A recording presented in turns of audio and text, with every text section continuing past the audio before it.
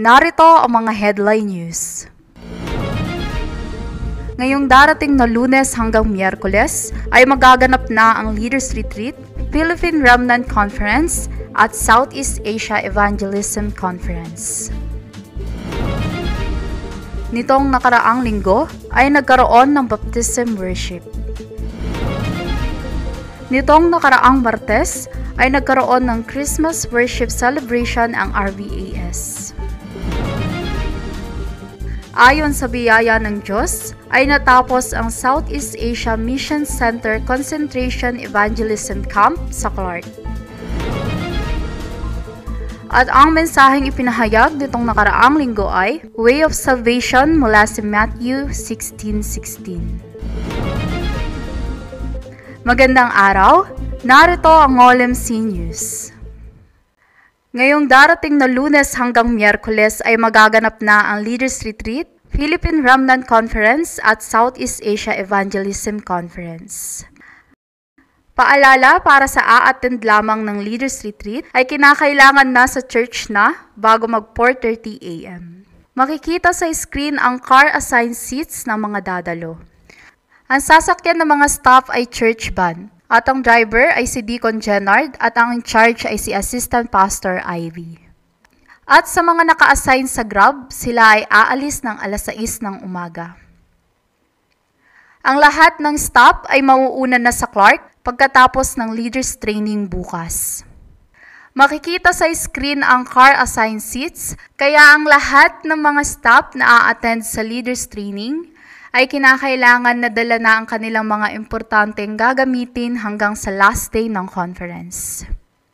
Ang breakfast ay hindi provided sa leaders training kung kaya't ang lahat ng mga dadalo sa leaders retreat ay magdadala ng kanya-kanya. Tanging lunch at snacks lamang ang provided sa leaders training.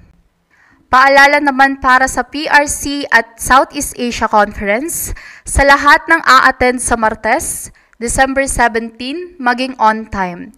Dapat bago mag alas 10 ng umaga ay nasa church na.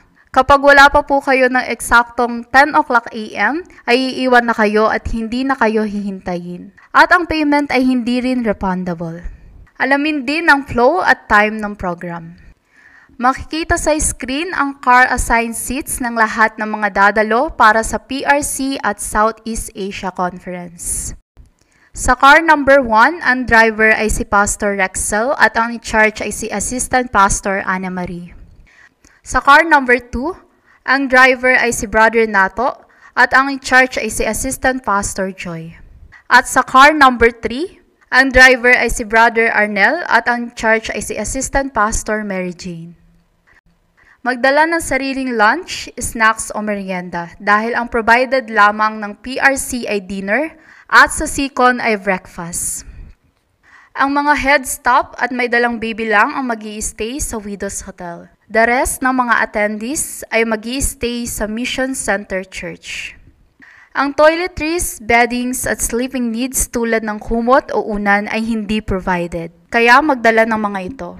Huwag din magdala ng mga malalaking mga bagahe dahil makapagpapasikip lamang ito sa sasakyan. Huwag kalimutan na magdala ng Biblia, notebook at panulat. Pagkatapos ibigay ang mensahe ay mag-forum. Ang bawat in-charge at assistant ay dapat na gumawa ng forum team na may 3 hanggang 4 na miyembro. Huwag mag-usap ng mga complaints at unbeliefs, bagkus ibahagi ang 3 days. At higit sa lahat, manalangin, mag-concentrate at panghawakan ang mensaheng ibibigay sa conference dahil ito ay hindi festival or event. Sabay-sabay tayong tumanggap ng sagot mula sa mensahe. Narito naman ang car assigned seats pauwi pagkatapos ng lahat ng schedule. Kung may iba pang concerns at katanungan, maaaring i-message si Senior Deaconess Ivy para rito. Hawak ang mensahe, nitong nakaraang linggo ay nagkaroon ng baptism worship.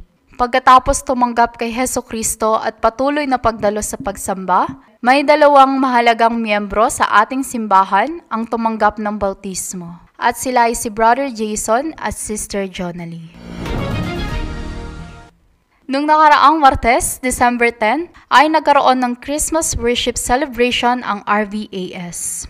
Una munang nagbigay ng papuri sa Panginoon, Pagkatapos nagbahagi si Sister Pauline ng daan ng kaligtasan. Ibinahagi ni Pastor Kim Yung-jin ang espesyal na mensahe na patungkol sa ibig sabihin ng Pasko.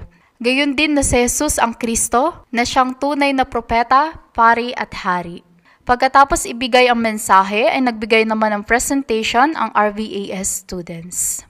Nagkaroon din ng mga palaro, pagpapalitan ng mga regalo at sila ay kumain.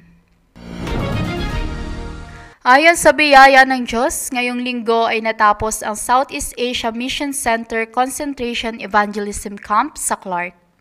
Sa unang araw ng camp, Miyerkules, ibinahagi ni Pastor Kim Jin-kyu ang mensahe ng Romans chapter 16 verse 25 to 27. Pagkatapos ay pumunta ang mga team sa kani-kanilang field at nagbigay ng forum ang bawat team leader. Sa hapon, ibinahagi rin ni Pastor Kim Jin-kyu ang mensahe ng Personal Baptism 40 Days Concentration. Sa pangalawang araw, Webes, nagkaroon ng individual prayer journal at worship ng 9:30 ng umaga. Pagkatapos ay nagbigay ng mensahe si Senior Pastor Choi na may temang First Meeting. At pagkatapos ibinahagi ni Pastor Ju Yong-tae ang mensahe ng One Team. Sa huling araw ng camp ay nagkaroon muli ng individual prayer journal at nagbigay ng pagsamba. Pagkatapos ay ibinigay ni Pastor Kim Jin-kyu ang mensahe ng Mi Camp Church Evangelism Mission. At pagkatapos ng lahat ng schedule ay bumalik na sa kani-kanilang field.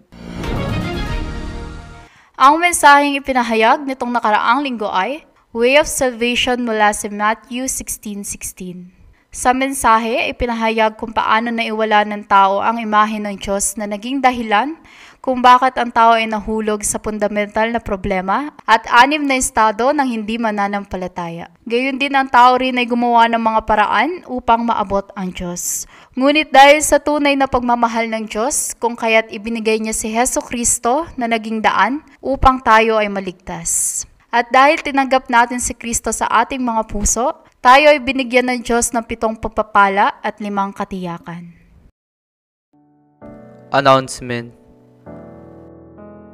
Mamayang hapon ng alas 2 ay devotion worship ng District Group 1 at Group 2. Bukas, December 16, Lunes ay PRC Leaders Training sa Ansarang Mission Church. Sa December 17, Martes ay Philippine Remnant Conference at December 18, Miyerkules ay Southeast Asia Evangelism Conference sa Clark. Sa December 18, Miyerkules hanggang December 20, Biyernes ay bibisita ang mga asawa ng mga Korean pastors sa ating simbahan. Gayon din, sila din ay bibisita sa Wawa. Sa December 21, Sabado, 1:00 ng hapon, ay year-end meeting ng mga elders, senior deacon, deaconess, honorary at lahat ng mga pastor. Sa susunod na linggo, December 22, 11:00 ng umaga, ay 2025 Church Worker at Department Minister Appointment. Sa December 24, Martes, 6:30 hanggang 10:00 ng gabi, ay Christmas Eve Worship at Program. Sa December 25, Miyerkules, 9:00 ng umaga, ay Remnant Worship at 11:00 ng umaga ay Main Worship at 2:00 ng hapon ay Worship sa Mascap at Wawa. Sa December 26, Webes ay 3rd Sports Basketball Evangelism Camp. At sa December 31 hanggang January 1 ay ibibigay ang New Year's message. Nawa, sa linggong ito, sa pamamagitan ng mensahe ng daan ng kaligtasan ay lagi nating matagpuan ang Diyos. Gayon din ipanalangin natin ang nalalapit na Leaders Retreat, Philippine Remnant Conference at Southeast Asia Evangelism Conference ngayong linggo. At dito nagtatapos ang OLMC News. Maraming salamat.